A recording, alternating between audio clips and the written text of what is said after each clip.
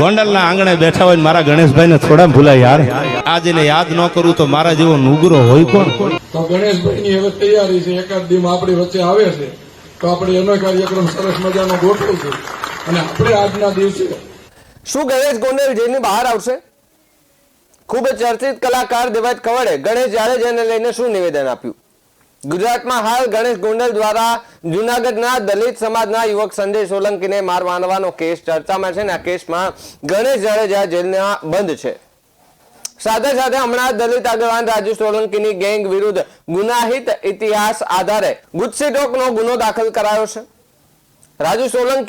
રાજુ સોલંકીના પુત્ર સંજય સોલંકી, પુત્ર દેવ સોલંકી, ભાણેજ યોગેશ બગડા, ભાઈ જયેશ સોલંકી વિરુદ્ધ ગુજસીટોક હેઠળ ગુનો દાખલ કરવામાં આવ્યો છે. આમ કુલ 5 વિરુદ્ધ ગુજસીટોકનો ગુનો દાખલ કરવામાં આવ્યો છે, જેમાંથી 4 ની ધરપકડ કરવામાં આવી છે. અન્ય એક હત્યાના પ્રયાસમાં કેસમાં જ્યુડિશિયલ કસ્ટડીમાં છે. રાજુ સોલંકીએ મીડિયા સમક્ષ નિવેદન આપ્યું છે કે સમાધાન કરવા માટે પૈસાની ઓફર પણ આપી હોવાની વાત રાજુ સોલંકીએ મીડિયા સમક્ષ કરી હતી.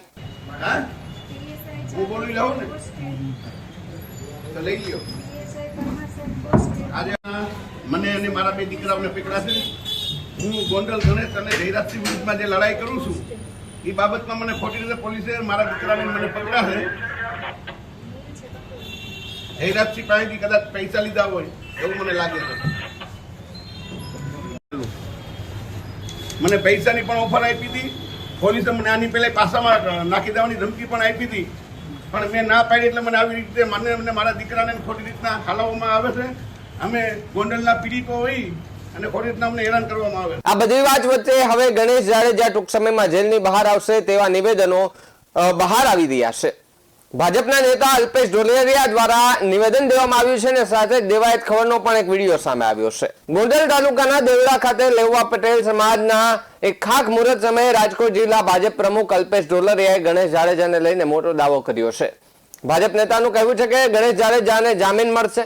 તેનો વિડીયો પણ હાલ સોશિયલ મીડિયામાં વાયરલ થઈ રહ્યો છે. અલ્પેશ ઢોલેરિયા કહી રહ્યા છે કે ધારાસભ્ય કંઈ ઘટે નહીં એવા છે. ગણેશભાઈ આપણી વચ્ચે કામ કરે છે. ગણેશભાઈની તૈયારી આપણી વચ્ચે એકાદ દિવસમાં આવશે. ગણેશભાઈ આવે ત્યારે કાર્યક્રમ ગોઠવીશું. આપણા તાલુકા અને ગામમાં એકતા વધે તેવી ભગવાન પાસે પ્રાર્થના છે. શું કહ્યું અલ્પેશ ઢોલરિયાએ?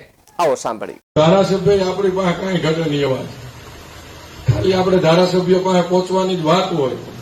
અને હવે આપણે રીતે ગણેશભાઈ એવી રીતે આપણા વચ્ચે કામ કરે છે.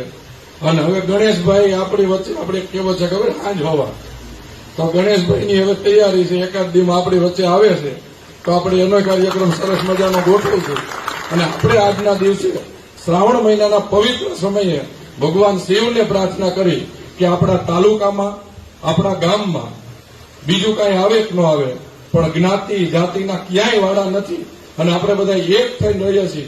આવી આપણા તાલુકામાં એકતા વધે, આપણા ગામમાં એકતા વધે એવી ભગવાન ભોળાનાથના ચરણોમાં.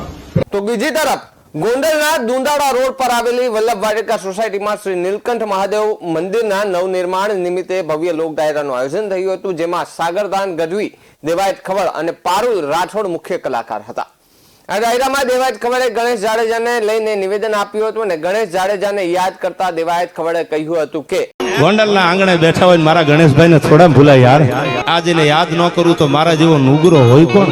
આજ આવો હાકિમ જેવો ડાયરો છે, આમાં બધો સમાજ છે. મેં કીધું હવે જ્ઞાતિ ના આપણે નામ દેવાની જરૂર નથી, પણ મને યાદ આવે છે જેમ વરસાદ આવે અને મોરલા ને ચોમાસું આવે ને જેમ ટોંકા કરવાનું મન થાય એમ મને આજે ને યાદ ન કરું તો મારા જેવો નુગરો હોય કોણ. હું થોડો ખાલી વખાણ કરવા માટે બોલું છું યાર. બોલવા ખાતર બોલવું અને ગાવા ખાતર ગાવું મને નહીં ગમે. બોલવા ખાતર બોલવું અને ગાવા ખાતર ગાવું એ મને નહીં ગમે. જે બોલું છું ઈ જ કરું છું, મારી ટેવ જુદી છે. આમ તો શું તમારા જેવો, પણ મારી તાસીર જુદી છે યાર. એમ ગોંડલના આંગણે બેઠા હોય મારા ગણેશભાઈ ને થોડા ભૂલાય યાર. અલ્પેશભાઈ એ પ્રેમાળ માણસ છે અને મને બહુ આનંદની વાત થઈ. આવું જબરજસ્ત સોસાયટીમાં મંદિર બન્યું, એમાં હું ન ભૂલતો હોઉં તો વર્તમાન ધારાસભ્ય ગીતાબા જયરાજસિંહ જાડેજા એમની ગ્રાન્ટમાંથી 16.5 લાખના ફેવર બ્લોક આયા. કદાચ નીતેશભાઈ એક જબરજસ્ત એકવાર જોરદાર તાળીઓથી એમને વધાવી લેજો. અને ચકલા થોડા બાજ બને યાર. એ પાખું ફફડાવે થોડોક ઉપાડો ખાય પછી તમે જાણો છો કે ચકલા કોઈ દી બાજ ન બને યાર. હા